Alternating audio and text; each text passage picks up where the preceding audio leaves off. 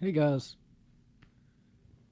uh, I've been a little inspired lately, so I'll do a video on the two.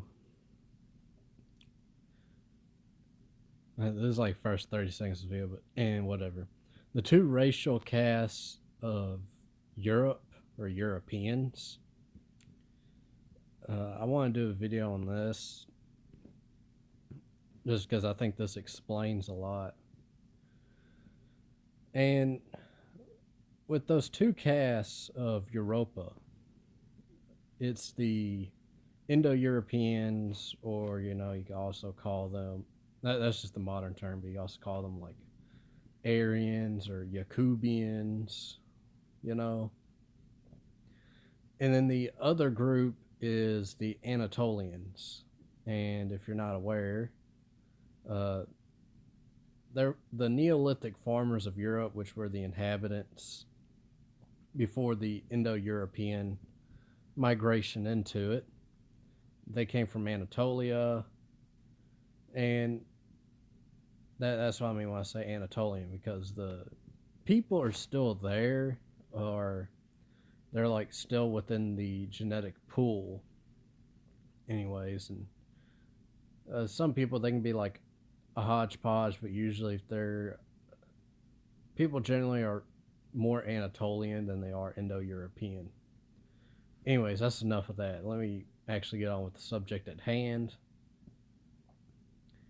Uh, I'll start with the Anatolians first. The Anatolians, uh, generally, they have a let's go on physiognomy wise. Man, I'm like doing really bad tripping up on my words here. Well, in their physiognomy, uh, they tend to be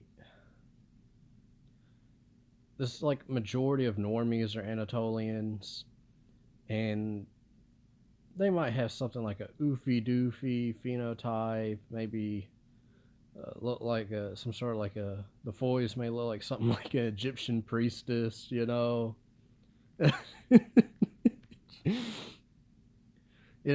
look like prey. They look like they're prey. They kind of lack a strong or graceful appearance generally.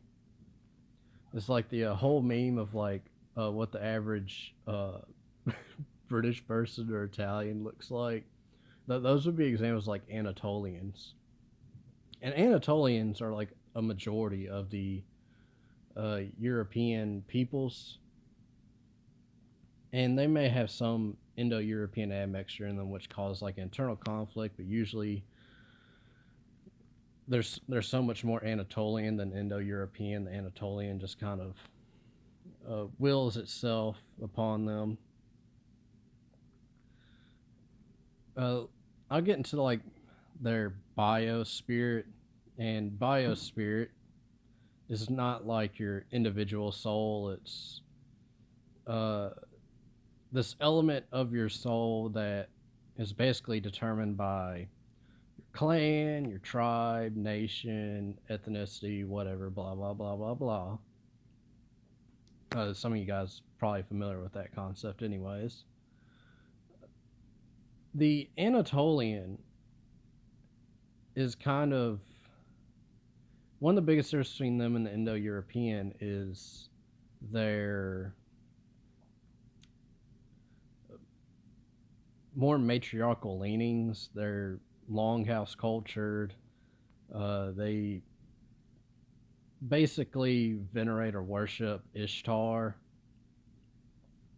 They're very gynocentric, to say the least. And they're governed by their foids uh, through like henpecking and communal humiliation that they try to enact on everybody within their vicinity, whether they're an Anatolian or not. And they frankly love it. And due to this uh, matriarchal nature that they just naturally have, they're naturally tyrannical rulers whenever they get into a position of power. Uh, they seek conformity and obedience at all costs because ultimately that's what they are. And to them, they are the conformist, so the conformist needs the nonconformist to conform. And they will do that through any means possible, thus making them tyrannical rulers. They also don't really exist within this Apollonian Dionysian cycle or realm that Indo-Europeans tend to exist in as well. Like they don't really have like the Apollonian intellect to think outside whatever the majority of the group conceives of, and they don't really have any sort of passions of the heart. They're more materially stricken in that they just desire things like illusions of wealth, hedonistic like R select, reproductive behaviors, all that sort of stuff. Not really anything we'd consider a European value. Now I'll contrast them with the Indo-Europeans and their inclinations. Physiognomy wise, Indo-Europeans tend to look more strong, graceful, overall, like just more human, I would say. And their natural inclinations, like I alluded to earlier with the Anatolians, they exist in this Apollonian Dionysian paradigm where, and this is kind of an issue with the Indo-Europeans sometimes, with Indo-European individual, they can go too far Apollonian where they have this dictatorship of the intellect where only things that are like empirically testable, blah, blah, blah, they throw away anything that can't really be empirically proven. And they kind of operate on like this word salad way of reason and rationality. Or then you can go too far in the passions of the heart where there is no real thinking. You just kind of go off your natural inborn inclinations constantly. The Apollonian Dionysian thing is like a whole video on its own that I could do. But there's a little tangent for you. Another things is Indo-Europeans are patriarchal. We believe Indo-Europeans rule by the strong, not by the weak mass. And they also tend to venerate more of like, say, a sky father type deity, or, you know, more like gods of, say, war, wisdom, you know. And also, too, through that rule of the strong, the Indo-European has inclination of not being a tyrant, but more of having a fatherly type love unto those beneath him that he's ruling over. They don't really, they allow for the existence of individuality because Indo-European unto themselves are more individualistic peoples. But they also have a natural inclination as well to self-sacrifice in ways in order for the prospering of their family, of course, and then other things like tribe, clan, nation, the race as the whole. But also, too, the Indo-Europeans willing to put their foot down on situations in that the weak try to usurp them and enact their own tyranny to destroy the nation.